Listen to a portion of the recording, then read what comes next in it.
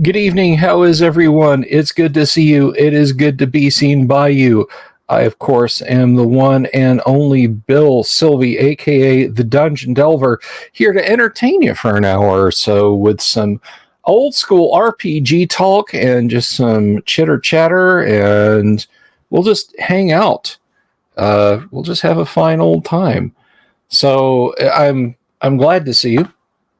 Hope everyone has had an absolutely wonderful Monday. And going in and adding title cards to my YouTube videos,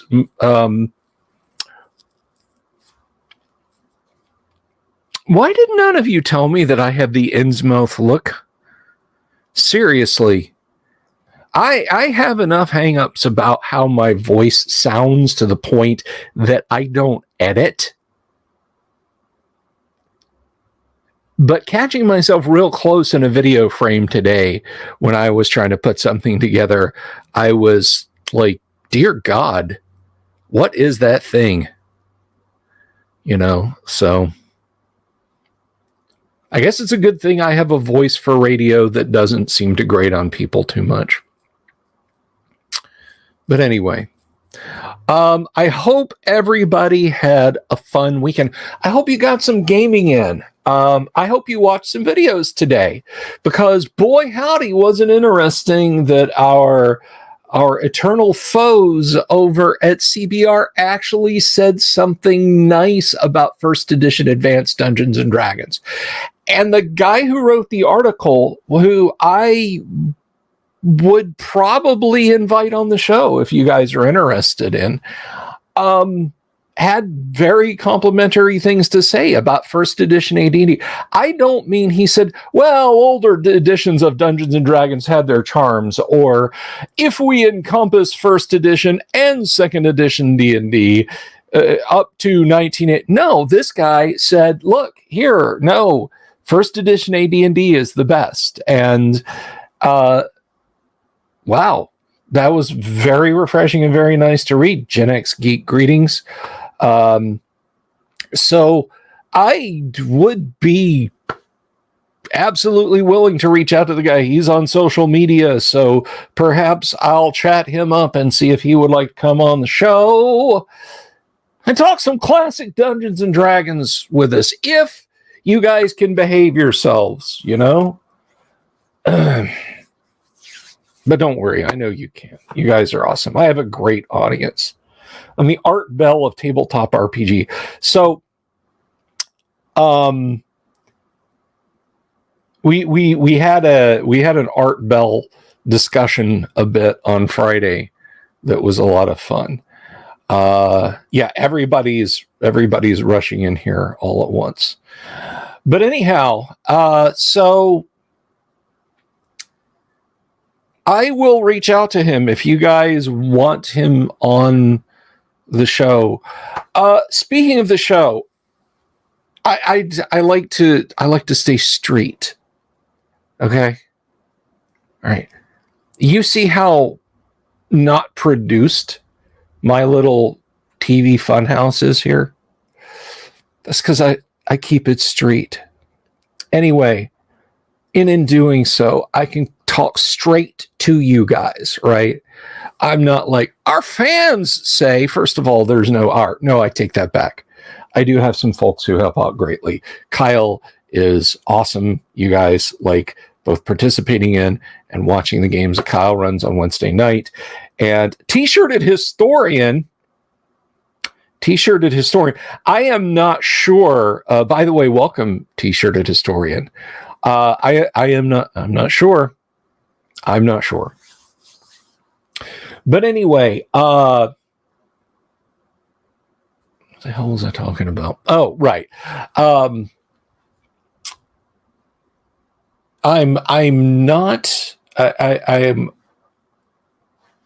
almost 100% sure that the whole,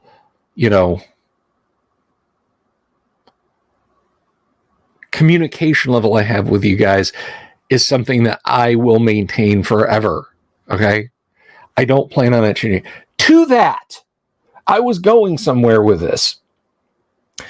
to that, someone asked me in the comments today, could you please move the Space Hulk boxes? The glare is driving them nuts. It's not driving the boxes nuts. I don't think the boxes have an opinion either way about the glare. No, I can't. Not no, I won't. No, I can't. It won't. The boxes are more than half the width of the top shelf. There's no place I can. If you saw how packed in everything was, how completely jam-packed with books and miniatures and curios and everything was, you would understand it would be a day. Like, I would basically just have to say, no videos, no streaming. I have to rearrange the bookshelves. And I don't say that with rancor. I don't say that because I'm angry and I'm shaking my fist at you. It's just how it is. If I knew how to do lighting better so that we wouldn't have hot spots on things up there, I would gladly enact that. I would gladly enable that. This is as soft as the lighting gets, guys. This is as good as the lighting gets. Hail, Michael Connor. So I honestly, person who asked very nicely about moving the Space Hulk boxes, I wish I could help you, but I can't. They have no place else in my studio space to go. This is about 110 square feet. 6 feet of it is the table that is sitting in front of me. 3 feet of it pressed against the wall, maybe a little shallower, is my gaming editing bench area. And then there's these bookshelves. I have very narrow lanes to maneuver in here. So I apologize. I could say, my eyes are down here. Stop perving on my bookshelves. Have you seen her racks? Anyway, so person in the comments, and I cannot remember your name now. I forgot. I had intended to devote it to memory. I'd love to have better, softer lighting in here that didn't have hot spots. No, I'm not covering them up.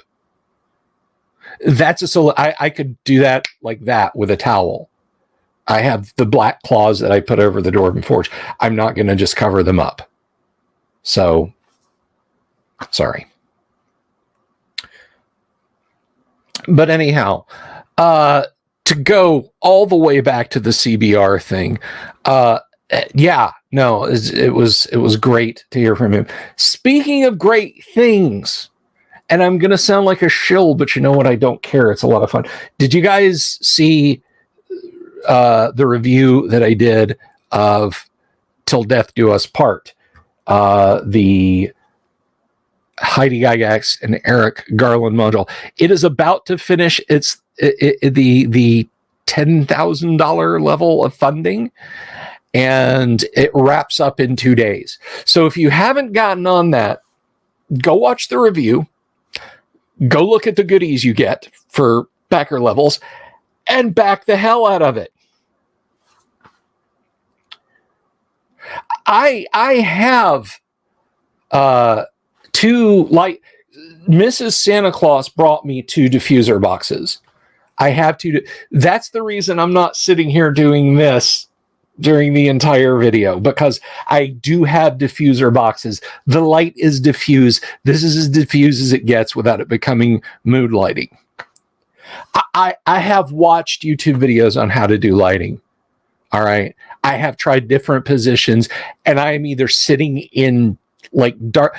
I would love to have enough space here in my studio to where like I could sit on a stool and there's slowly pulsing LED light strips behind those hexagonal patterns behind me while I've got this football sized Rode mic shoved up against the side of my head, and it looks absolutely sumptuous.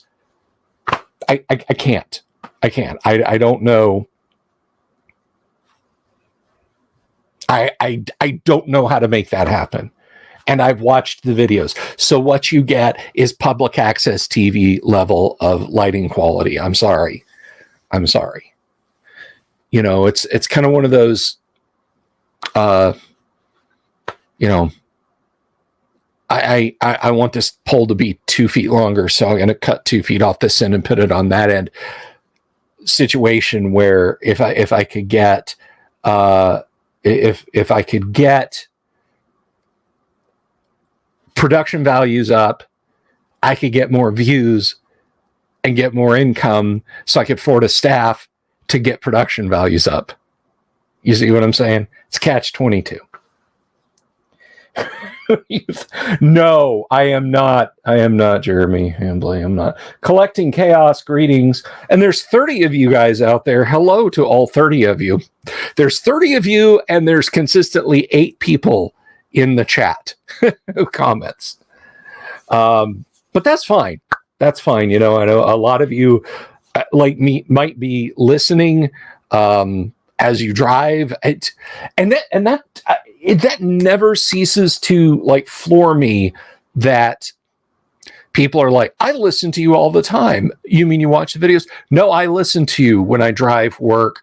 I had one guy tell me that, I'm not making this up, he listened to me, and this is a long time. This is like pre-1000. It's in a video comment. You might be able to find it, I think. But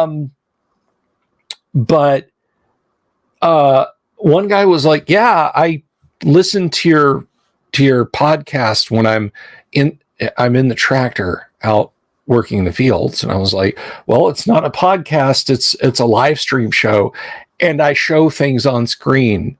Do you like look down at your phone or your device? And he's like, no, I just listen to you. I enjoy listening to you. And however you want to consume the show is just fine with me. But that was always that one always made me scratch my head, is when people come back and they say, you know, I listen to you. Like, what do you do when I say, look at this miniature, look at this game, or, you know, I'm going to live stream a board game? Well, I listen anyway. Okay. I'm not upset. I think that's wonderful.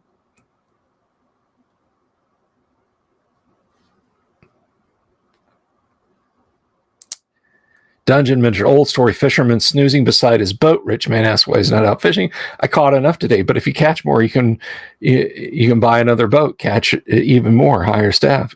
Why? So you be rich and get relaxed. That's what I'm doing now. Luther just watch it. He just mutes the sound and watches me flail. Oh gosh, I can believe it.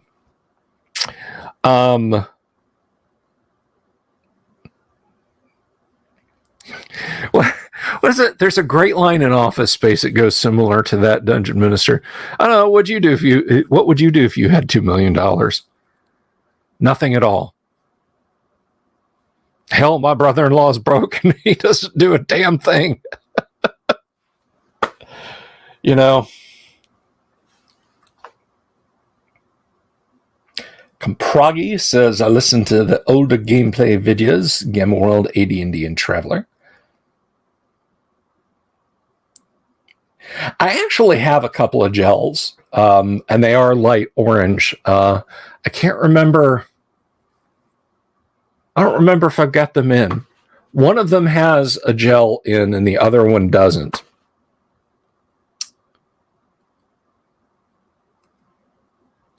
Chinese, yes. The Chinese slowly sending balloons over Central Florida.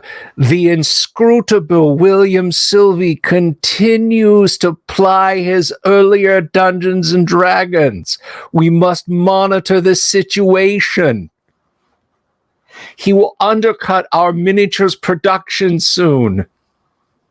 Do what you can to suppress the number of viewers he gets. I'm just, you know, a little Fu Manchu kind of thing going on there.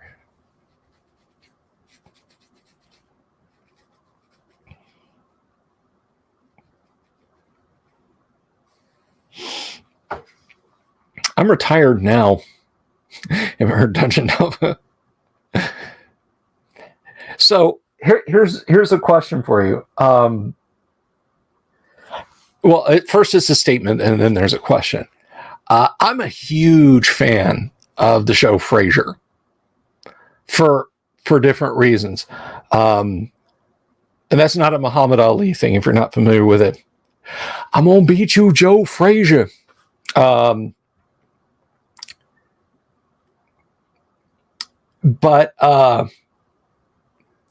there's an episode of Frasier called Star Mitzvah. His son, who lives with his ex-wife, is having his bar mitzvah, and he wants his dad to speak. And his dad says, "I want to learn Hebrew. I want to learn a little speech in Hebrew and give it to him." So he asks a fellow at his work if he could teach him Hebrew, and he said, "Yeah. Hey, listen. Would you go to this science fiction convention here in town for me and get Majel Barrett's autograph? It's the last one I need to complete my collection." And he's like, "Oh, yeah, sure, I'll do that." And then he forgets and he can't. And he's like, "Oh, yeah, I'm sorry, I couldn't make it." But he falls back. Yeah, you didn't see that. See, that's you don't watch and you don't see my gear. Mister, I just treat it as a podcast. That's what happens. I wear awesome t-shirts. I got a Greyhawk shirt that I'll wear one night this week. I got my lovely brand new Led Zeppelin concert t-shirt, 1977 US tour t-shirt with the concert dates on the back. But you just listen, and I'm just a voice in a box. Anyway, Frasier. So he goes and he gives the we'll see you, Chris. Bye-bye. Now we're 29. Chris, somebody get in here and bring it back up to 30, please. Anyway, so to my show from complete darkness. Get a voice changer. I might. Some smart aleck dropped off. Now we're 28. Okay, Jeremy has asked a gaming relevant question, which I will get to. But anyway, Frasier, to wrap it up. So this guy says, "Fine, I'll teach it to you, even though you didn't hold up your side of the bargain." And so he writes out on a note card what he says is Hebrew. Now, Frasier felt bad about this. So he bought some ridiculously expensive Star Trek prop to make it up to the guy. Like, had it Rush imported. And it gets to the studio, and he's talking to Frasier's secretary, co-producer, Roz, and he's like, "Oh my God, this is the wig that so-and-so," and he's like, "I taught him to say that wasn't Hebrew that I taught him." So he goes to his son's bar mitzvah, and he gets up there and he reads from the card, and everyone who understands Hebrew in the audience it is just, they're just like, look at, like, what in the, and finally one of his son's friends in the audience speaks up and says, "That's not Hebrew, that's Klingon." But the sweet punchline was, it was exactly what Frasier wanted to say, but in Klingon. And his son thought it was actually kind of neat that his dad, it was humiliating for Frasier, but he read it in Klingon. So Jeremy wants to know each major Frasier show character's alignment. So let's see. I'm going to start with their dad. And I'm going to say that their dad was lawful neutral. Well, lawful good with lawful neutral tendencies. Because you remember the episode when he goes to the parole hearing for the young man that basically nearly killed him, and is why he walks around with the cane all the time and required nurse's help. Martin, that's her dad's name, Martin.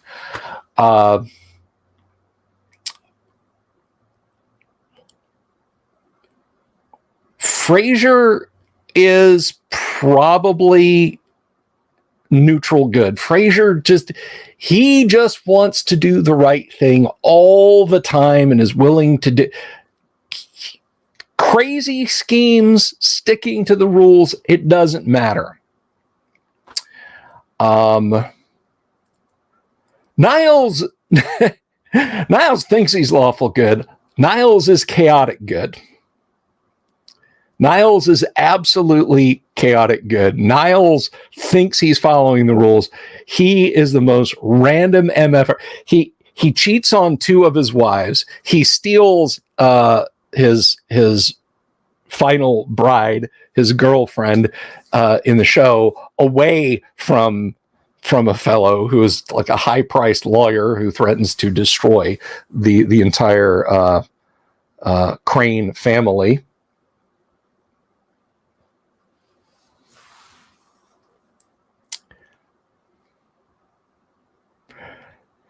Oh my gosh, let's see.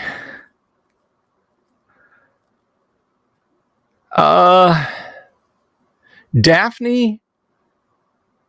Oh, Daphne's lawful good.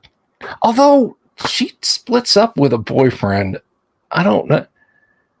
Lawful good, neutral good tendencies. Anybody else? Anybody else, Jeremy? Did I cover enough of them for you? Roz is chaotic neutral with good tendencies. I think that just about. I think that covers everyone. Lilith is true neutral with good tendencies. Well, I aim to please. Dungeon mentioned the bulldog. That's right. The attorney was the bulldog.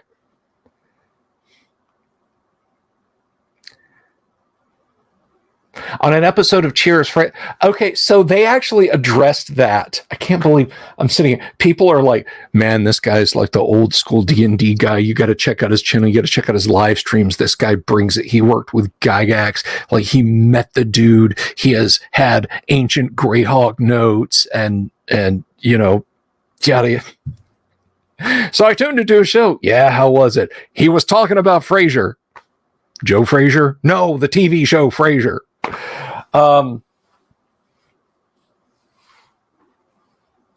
Bulldog is chaotic good. Anyway, so Frasier mentioning his dad was dead. They addressed that in an episode of Frasier, like one of the very early ones. Somebody says, I thought you said your dad was dead.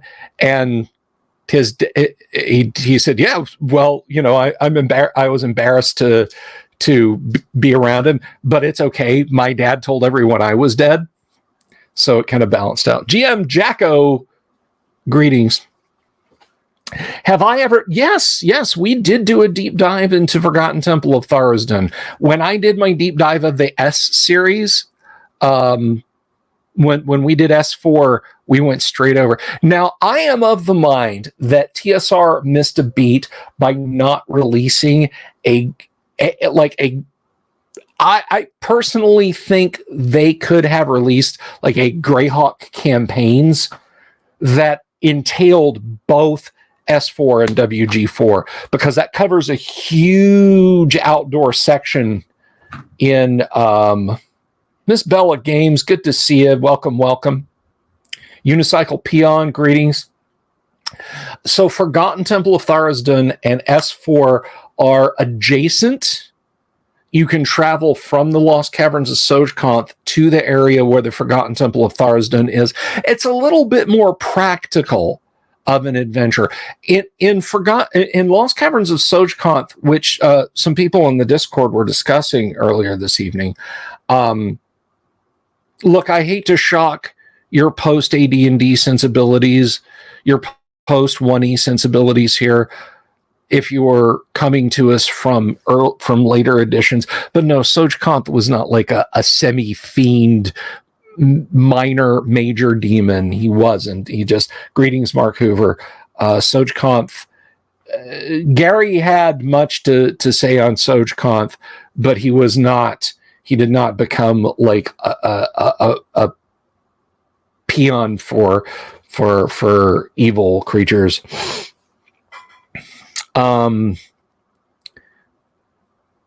anyway, to move on, to move on, or to move back, Lost Caverns of Sojkanth has many mystical things going on it. There's dimensional portals. There's the inner sphere. Sorry, BattleTech fans, there are no mechs in the game. But basically, the crypt, the mausoleum where poor Drelsna is laid. And I do say poor Drelsna because I think either her mother stooped a vampire and gave birth to vampire Drelsna. Her mother's experiments turned Drelsna into a vampire, or her mother sent Drelsna on an errand and Drelsna was turned into a vampire. But at least Igwilv left her under Daoud's Wonder's Lanthorn, I think, first of all, to keep Drelsna from needing to leave the Lost Caverns. But there's a whole range of mystical things going on in the Lost Caverns of Sojkanth. The Forgotten Temple of Tharizdun is a bunch of monsters crammed into the temple, and you fight them. That's really about it. And some people say, oh, but what about the cyst? First of all, getting into the cyst is like so counterintuitive. I think like Dave Liebling and Mark Blank would look at that and go, we can't put that in a Zork game. Nobody will figure that out. And you guys know how I feel about Zork.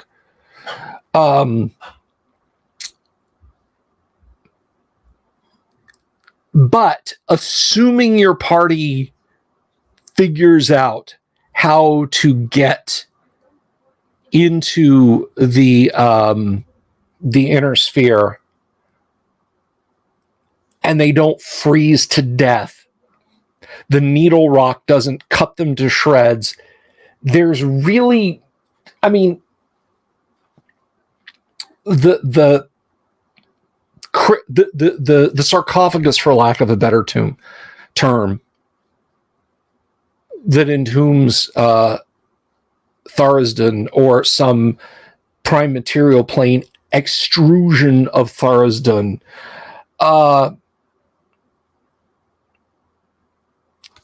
there's no ritual to open it. The Lament for Tharizdun, the book you can find, does not entail it. The priests of Tharizdun spent centuries, generations, trying to open the needle rock he's in. Mere mortal clerics, priests, theurgists, necromancers, wizards, sorcerers tried to awaken Tharizdun and free him from his prison, the needle rock. And of course, they would have been like the nanosecond, the picosecond, the femtosecond, the Planck instant that it was opened, they would have been annihilated. And I would say 2 Planck instants later, the reality of the multiverse that the world of Greyhawk exists in likewise would have been annihilated. Like all planes above and below, just gone out of existence. So, yes, you can find it. Yes, you can be spooked out by it a little bit, but it's kind of like if you played Fallout 3 and you don't act like a 12-year-old opening a copy of Keep on the Borderlands for the first time, and you just disarm the bomb. It's just kind of there. The needle rock is just there. You don't go into Megaton and you know, hit the bomb with a melee weapon periodically, and even if you do, it doesn't do anything. It literally just becomes something in the middle of the map to orient yourself by as you run around and do fetch quests and so on and etc. That is what the needle rock is. So Lost Caverns of Sojkoth, very mystical, lots of strange monsters. There's demons. There's demons, plural, in Lost Caverns of Sojkoth. Forgotten Temple of Tharizdun, Norkers, and a mountain giant. Trolls, goblins. That's really about it. That doesn't make it a bad module. I mean, side questing for the Lord Gwalar and the gnomes gets you a fair amount of loot. It's definitely a doable thing. That's right, Robert.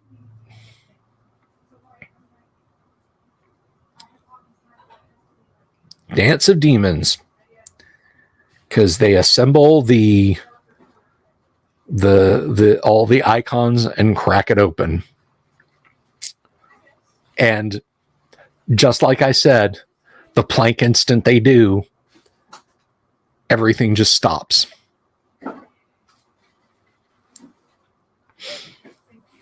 Has someone ever made a list of all the D&D names words that are pronounced multiple ways by different people? Drow. Well, I mean, there's only one way that's pronounced, Drow. Paul Stormberg and his Drow elves can gow away. Anyway, now I've actually had Steve Marsh on the show, and Steve has helped us pronounce the Ixigetal,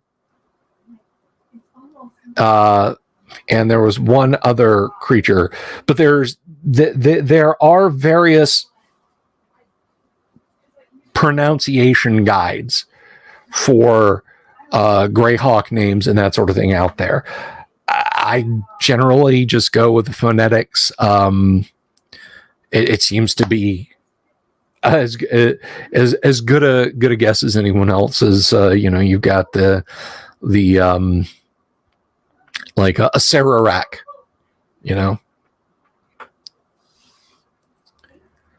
Drow your boat. That's funny.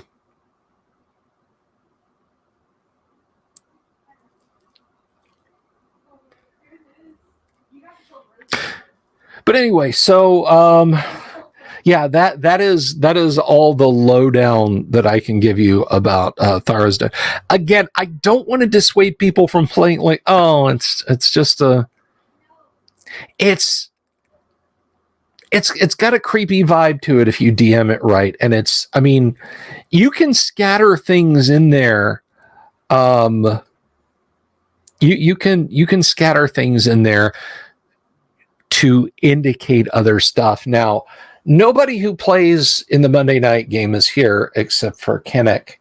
So put your fingers in your ear, Kennick. I may not do this, but one of the things that I had often thought was to make S4 be a little bit more relevant than angry headbone kill players in mazy room with evil trap.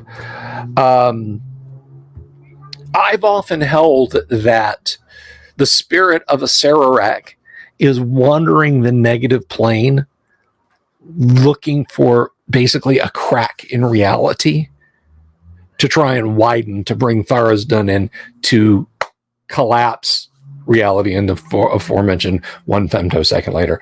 Bam. And you're not just going to destroy a Sararak skull and thus sever him from ever being able to contact the prime material plane again. It's to stop him from ending reality. So, Millmaster, my tabletop goals for 2023, and one of the 5 or 6 best classic campaigns, Uber modules from any system, is T1 to 4. Okay.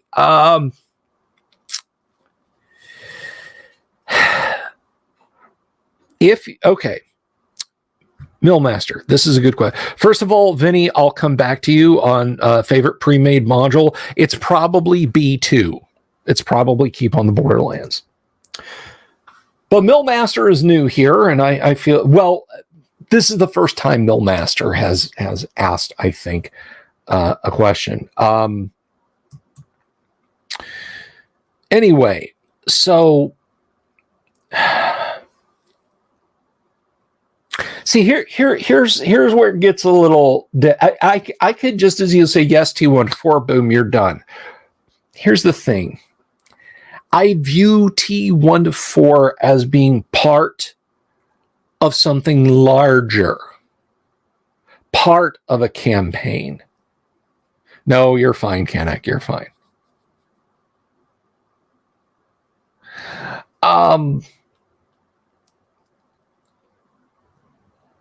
I was mentioning this the other night. I think now what I'm about to tell you is not something you're going to accomplish in 2023 unless you can game 3 or 4 hours a day every day. So fairly word be says I, and I'm going to put this up on the screen. But what you want is Village of Hamlet T1. That should take a party up to around 3rd level, 4th level. Then move the adventures to the Wild Coast. You will have overland travels that will give the party an ample chance to level up to begin the A series, A1 through A4, also called the Slaver series. Now, once they're out of the Slaver series, there are 2 modules in the S series, the special series, but they're rooted deeply in Greyhawk that you should consider. The first is S2 White Plume Mountain. The next one is a step up, but again, you're going to be moving them from the Rifts all the way over to the Lort Mills. And that is S4, which we were just talking about. Lost Caverns of Sojkonth. That is a beast of an adventure. Ancillary to that, you get the aforementioned WG4.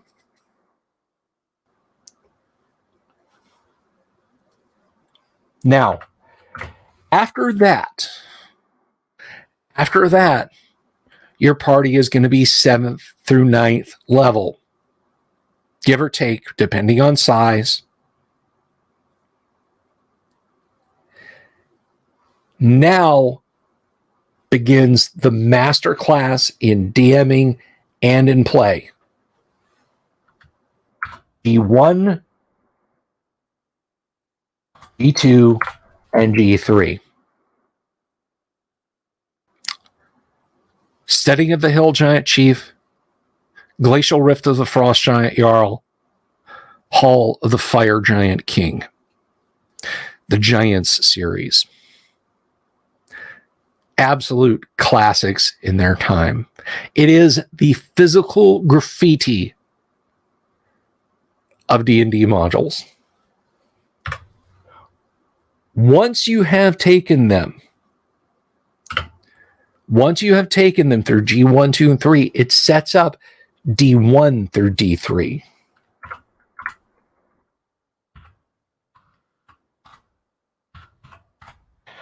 And D1, D2, and D3 are where you will prove your mettle as a dungeon master.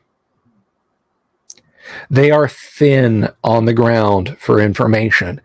You have an entire underworld adventure to populate. Not kidding around. You have an entire underworld area to populate. Map of the Drow city of Eri Sinlu doesn't exist. You have to make one up. Areas off the main highway that leads to it, not populated. You have to do that. It will be the ultimate test of your skills as an AD&D DM. And then finally, the jewel in the crown is Q1 Queen of the Demon Web Pits, when the architect of your entire player character roster's litany of miseries comes to fruition.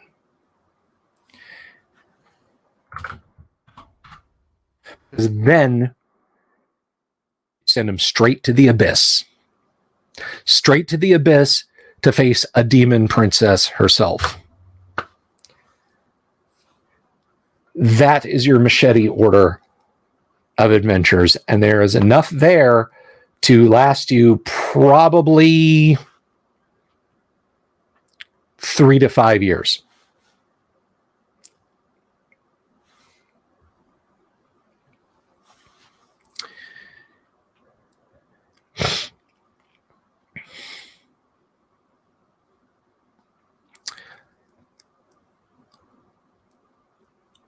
And if you're wondering where the Monday night group is, they are somewhere between S4 and G123. They're off having merry adventures.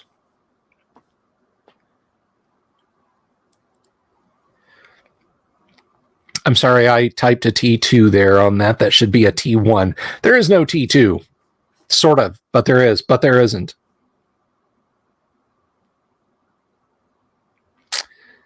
G1, where they have to make alliances with orcs. That's right. Got to do a Traveler and Paranoia and Call of Cthulhu campaign this year, too. You might want to just like run Keep on the Borderlands just to kind of break the party into the AD&D rule set. Get their characters up to speed a little bit.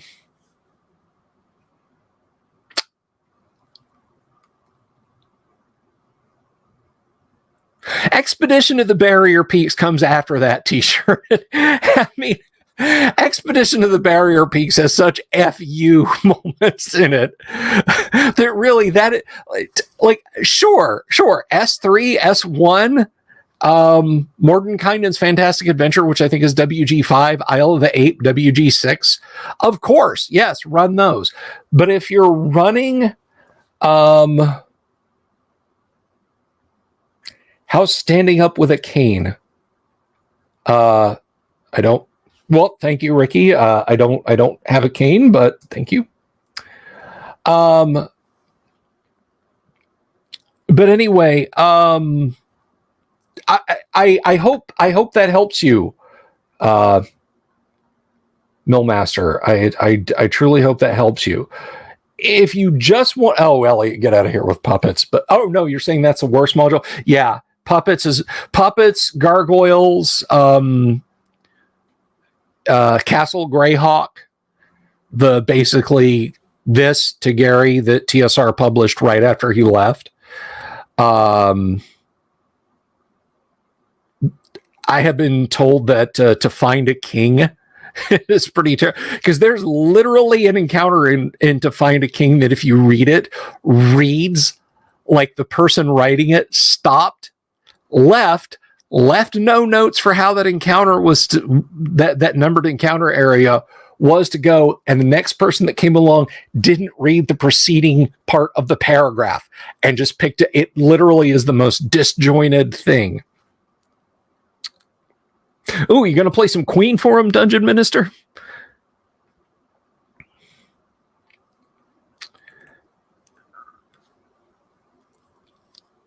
But anyway, to continue responding to T-Shirted Historian, there are a lot of modules off the path, yes, that absolutely are fantastic.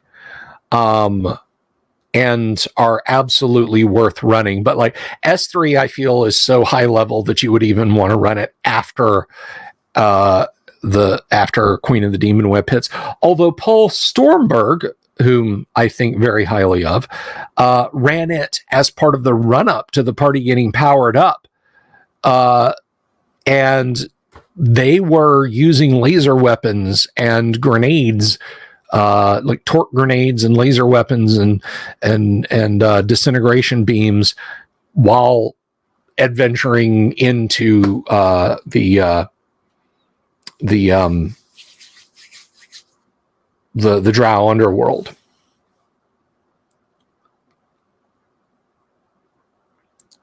C1 is a good module. C1 has a lot of moving parts that require a very, very delicate DM touch. It's almost like I think C1 is absolutely suited for the atmosphere that it sets as a convention or competition module.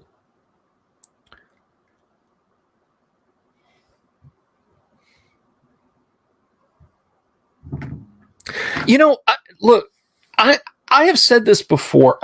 Okay. I don't particularly think, I think you can do horror with a capital H with AD&D with the right group and the right tools. I don't mean like we're going to strip back AD&D to its core and make a horror role-playing game like Call of Cthulhu out of it. I just mean you can introduce horrifying things like chill you to the bone things. Oh, thank you very much. If you stick around here, Millmaster, you'll pick up a lot of stuff. And of course, come visit us on the Discord, ask questions. Just, I want people to know and love first edition AD&D. That is half of why I do this. D&D is underground with torches burning out. D&D is horror. Absolutely. When you've got goblins who can see in the dark and none of your party can, and you run out of light sources and they start acting like drop bears on you, tell me that's not something out of a modern chop edit. Yes, Kennick. Yes, you can listen again. But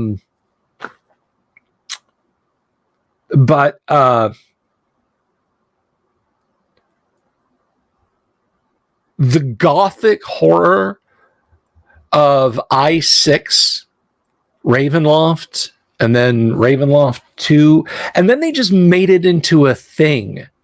Like, I never latched onto that. Like, now there's like an entire chunk, this entire massive slab of D&D that is devoted to let's play gothic vampire thing. And I'm not saying you're wrong for enjoying that. It doesn't do anything for me. I don't think it brings anything particularly great to D&D. It doesn't. One thing I have noticed is when I put on the D&D horror story stuff as I'm puttering around my office doing various things as background noise, it seems like every fourth one, maybe every third one, is I was running my players through Curse of Strahd, and so I don't know if that just attracts broken people or if it's just that pop. I mean, I wouldn't be one to say that, well, clearly the problem is the module, but because that would be like drawing the conclusion that if you're a police officer and one in every 4 cars you pull over, they're blasting AC/DC. AC/DC is clearly causes crime. That's not, that's not a thing.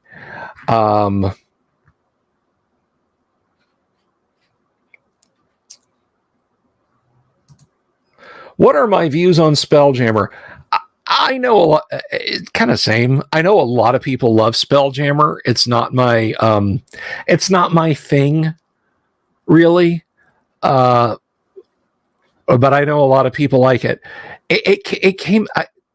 I'll tell you, Spelljammer hit at a time when I was moving away from D&D. Road March Vampires in First Edition were badass. Yes, they are. Foghat. No. You don't speed when you listen to Foghat. You just go on a slow ride and take it easy.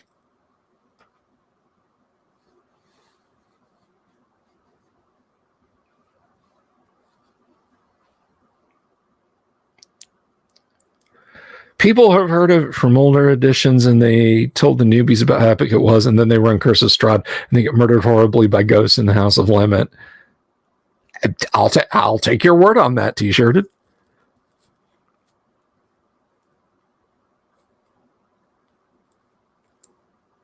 But Spelljammer... My reaction to Spelljammer when I was into giant stompy robot games and Hero System was picking up a Spelljammer book at Enterprise 1701, the big comic store that we used to have here in Orlando, and going, what in the hell is this? What happened to D&D? This used to be swords and sorcery. I guess this is what D&D is now. And I put it down and walked away. Do I include... yes. The Land of Black Ice, Vinny, in Greyhawk, is coterminous with the realm of Blackmoor because of the strange fluctuations of the starship that is sunk deep, deep, deep inside the titular Black Ice. It is a weird, strange place that no one in Greyhawk goes, except for foolhardy adventurers. Boot Hill, Boot Hill's not really D&D. It's a Wild West game. It started out as a quasi role-playing game. It was really more of a tactical, lowercase k, lowercase t, kill team type game where you would just run a gunslinger and run him around, and there wasn't much in the way of role play. Although Gary told me a very funny story about playing Boot Hill with Don K once upon a time.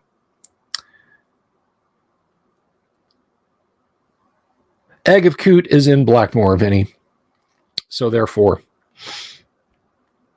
Dark Sun, played in 1 or 2 sessions of Dark Sun, little too weird for my taste. Cannibal halflings with swords made out of long bones. Again, I'm not saying it's bad. If it's your jam, it's your jam, and I completely get and respect that. It's just not my jam. I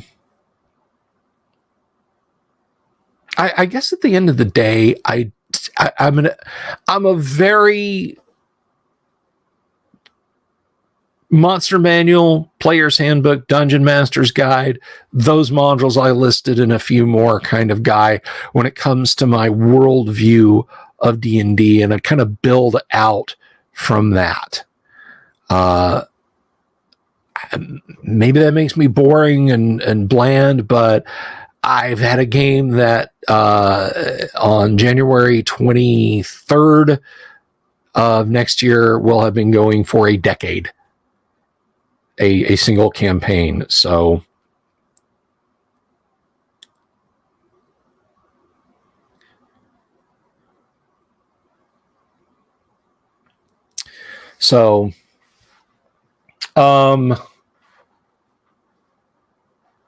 well, I didn't.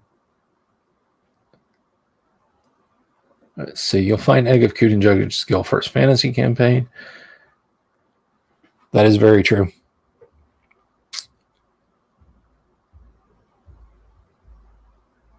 I'm just looking at your comments here.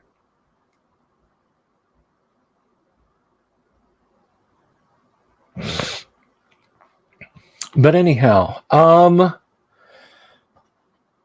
So ultimately, I mean, you know, you get out of D&D, I think, what you want to put into D&D. If you want a Dark Sun campaign, it works perfectly fine for that. If you want Curse of Strahd, that sort of thing, I mean, now when I say D&D, of course, I'm talking about that. I'm not, can't really speak to 5e or anything like that. Don't get lost in the Orcian way. Okay. So ultimately, you know, enjoy what you like. I don't like them, Ricky. I don't care for flumps. Sorry. We were talking about this on the stream. We were talking about this on the Discord the other night, and I was mentioning that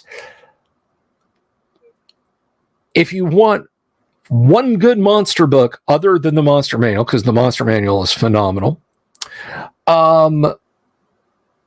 take the Fiend Folio, take all the stuff that the TSR US employees wrote, remove it, throw away the remains, take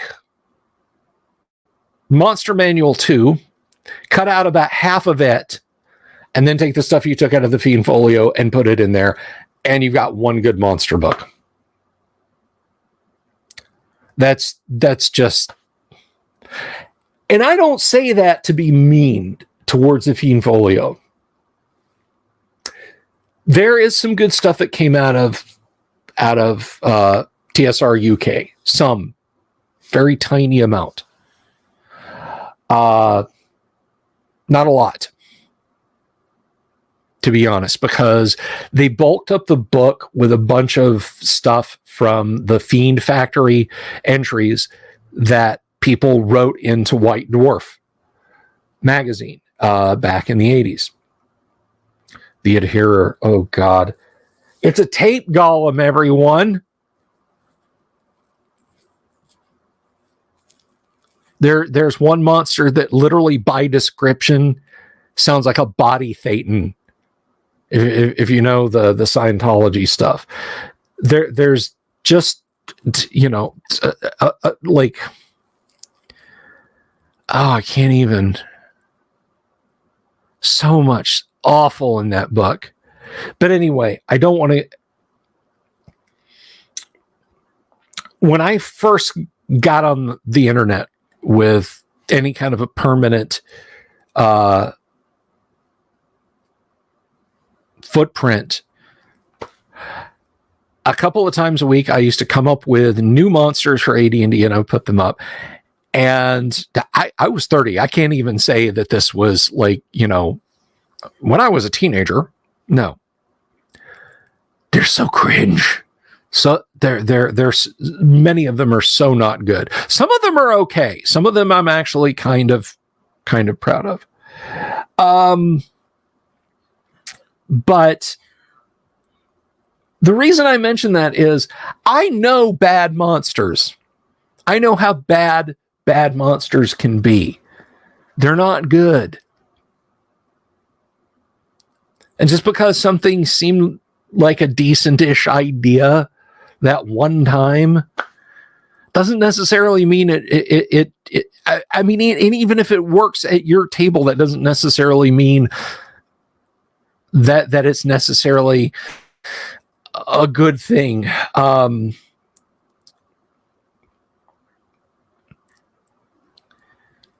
So ultimately, I don't care for the fan submitted Fiend Factory stuff because it was generally kind of poorly thought out. Some of it is pretty decent. Hello, Laura. Some of it is pretty decent. Some of it is not. But lest it sound like I am being an Anglophobe, there's a lot of stuff in Monster Manual 2 that was pretty terrible also. We didn't need more dinosaurs. We didn't. Now, someone someone said this might be like Polynesian myth, and I don't want to sound like I'm crapping on that, but I always thought the were shark, for example, was kind of silly. There, we had the were jackal, or the jackal were in the monster manual, which I thought was kind of an interesting critter. But then we got the wolf were. There's just so many janky things in Monster Manual 2. A bowler, it's an evil rock.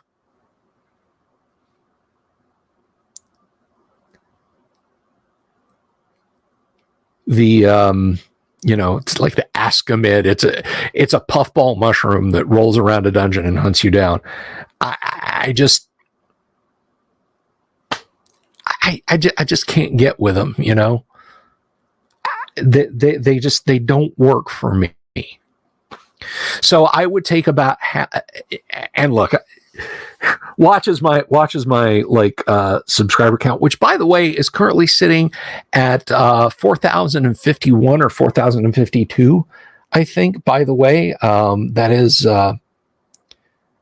awesome, and I thank you guys so much for sitting at 4,051. 4,051. We're rambling, Lux. We're rambling. But guys, I could Modrons. I honestly think Gary looked at people using dice. Like, here's a 4-sider. I think Gary looked at people using dice to indicate their characters on a table and just on a lark said, what if they were monsters? And so we got Modrons.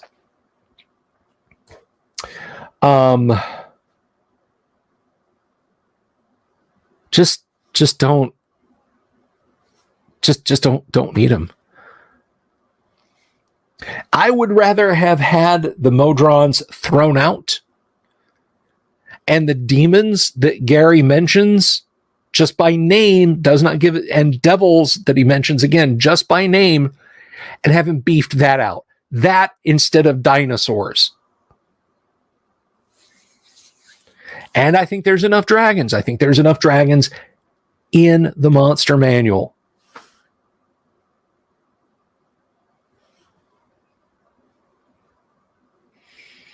At this rate, next year I'll be trying to reach 10K. I don't know. Vince and I gotta be honest with you. I've mentioned this before. Barring some thing like what Wizards has done, I mean, we're all waiting for the next shoe to drop, right? And it seems like WotC has a human-sized 50-legged creature. They're waiting for the next shoe to drop from, but I think it's going to slow down. I don't see myself hitting 10,000 by this time next year. And I too remember when I was trying. I too remember when I was trying to reach it, which was this time last year, by the way. Like this time last year in February, I was like, oh, we're at 890. It should be great. If by April or May or June, because I'd get like one subscription a week, maybe 3 if I had a really particularly engaging live stream, because that's all I did. And then they started, back January 17th. It seems like 1,000 years ago now, but Wizards decided to very publicly, noisily, and messily screw the pooch. And I just started reporting on it, and people started subscribing. And one of my videos has like almost 60,000 views, which for me is huge numbers.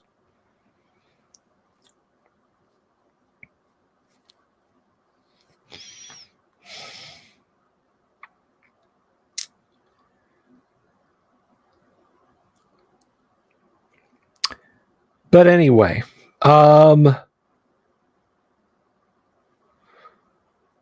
does anyone else have any questions? Any D&D related questions? Anything I can answer for you guys? Tomorrow night we're going to be back playing some first edition AD&D. I believe Mark is returning to the table with his character. Wednesday night, Kyle should be in the house. Kyle should be in the house running something. That'll be a lot of fun because I know you guys like to see his videos. Uncle Brat, thank you. Thank you for this super, Uncle Brat. Uncle Brat says, I think the Fiend Folio was full of derivative and unimaginative work. I was very disappointed. As a kid, I was completely nonplussed. I didn't think the artwork was that great. As an adult, I felt exactly the same way. Sengoku Revised, never heard of it, Lux. Sorry.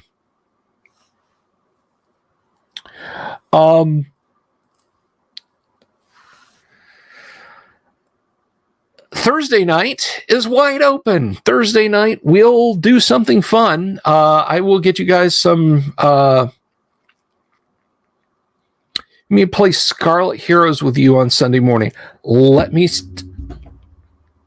Come back to me on that. Come back to me on that.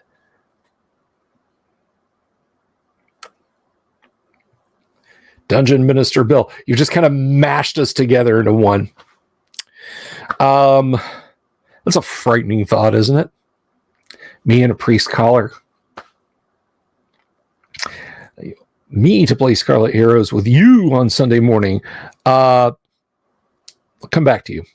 Let's see. Players roll for... Yes, I do have players roll for HP at first level. Why would I not? Why would you not roll for HP or for your stats? That's a nice super, Uncle Brat. Thank you so much. And then Friday night, we'll have, some preamble talk. But then, of course, Friday at 9 o'clock, we'll be playing Gamma World. We'll be playing some classic Gamma World. So that's going to be a lot of fun. And then the following Monday, we're just going to kick it off again. Yeah, I don't know why you wouldn't want to roll your hit points. I mean, all right, here's Bob the Fighter. Look, I've got one of my nice, pretty snow globe D10s. Let's roll that. Oh, Bob starts out with 8. That's pretty awesome. And Rangers. I mean, a Ranger with Max Con starting out with 24 hit points in first edition AD&D. Potentially. Well, let's take a Ranger with an 18 con. That's plus 4 hit points. Let's see. So there's 4 plus 4 is 8. And there I get an 8 plus 4 is 12. 20 hit point Ranger. Isn't that exciting? Isn't that exciting? Yeah, we got to get Dungeon Minister doing more live streaming stuff with all of that spare time he has. By the way, if you're not subscribed to Dungeon Minister channel, go do that. If you're not subscribed to T-Shirted Historians channel, go do it right now. Go subscribe to T-Shirted Historians channel because they both got great content. They both got great content, and they are worth your time, and they are worth your subscription. And I must insist, I'm afraid that you go subscribe to their channels.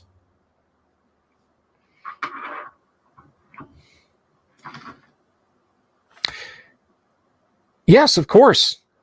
Rangers and Paladins can have exceptional strength. They're fighter subclasses, most assuredly.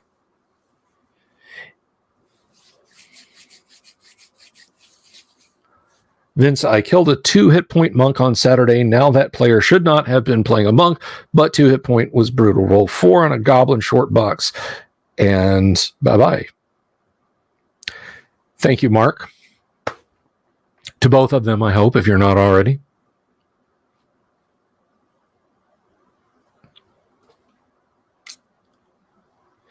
By the way, if you guys did not catch the news, production of owl bears and I've gone blank on the guy. Warlord. Is that him? Warduke. Production of Warduke and owlbear miniatures is now rolling. So if you put down your name to get a set of owlbears, $45 for the owlbear trio, and or a trio of the 3-pose Warduke resin minis, that's now happening. I will let everyone on the shopping list know when they're all done, and then people have pinged me saying, I'll pay you now. I don't want you to pay me now. Don't pay me until I'm done. And once they're all done, I'll get names and addresses and that sort of thing, and we'll figure out shipping them out. That's the thing. That's I can't offer for shipping has gone insane. Shipping has gone completely. I bought a t-shirt today for my wife online, and it was like, oh, well, 6 to 8 days shipping is $9. Where are you printing this? The moon? You have to put it in a reentry capsule that is hand manufactured just for the shirt? Vincent, a Warduke trio in 28 millimeter is, what is it, $30? I believe it was $30 for the trio. I'll have to go back and look.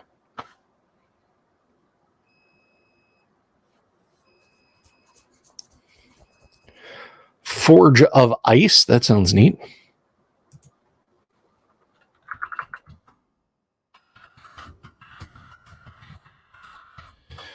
Check that out. But anyhow, see miniatures and all the all of the original sculpts. Nothing new. They want $30 for minis. You can, yeah. I mean, why do I want a Chris Pine miniature again? And everybody else is just an adventurer. British Shanghai delivered to your door by weather balloon drone for $9. No, Vincent, that's not painted.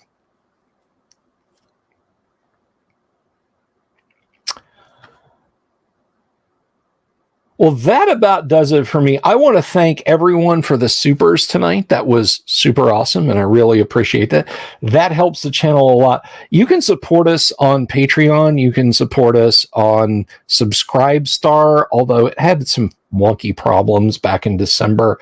You can buy me a coffee. You can throw me a tip. Just however you'd like to support the show, you can do that. But the best thing you can do is fall in love. No, the best thing you can do is click that subscribe button, click the bell icon for notifications, please. And then you will get notified as to when I drop videos and do all sorts of fun stuff. A couple of videos are coming tomorrow.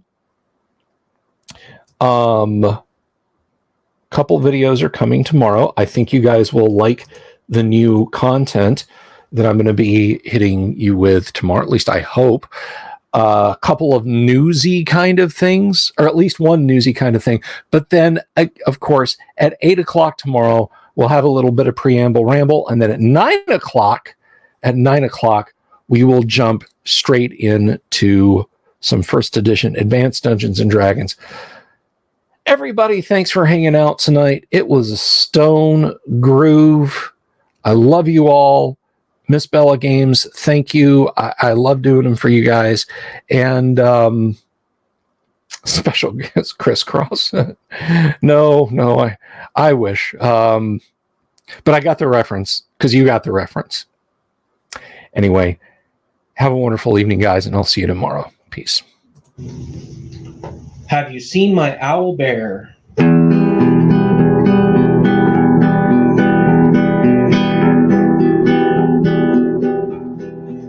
Here's to all the weirdos everywhere, in the woods and in the air. Have you seen my owl bear? Should I shave off all my hair? Bobs are all around. Some live in tunnels underground. Some are fat, some are rich, some are sleeping in a ditch.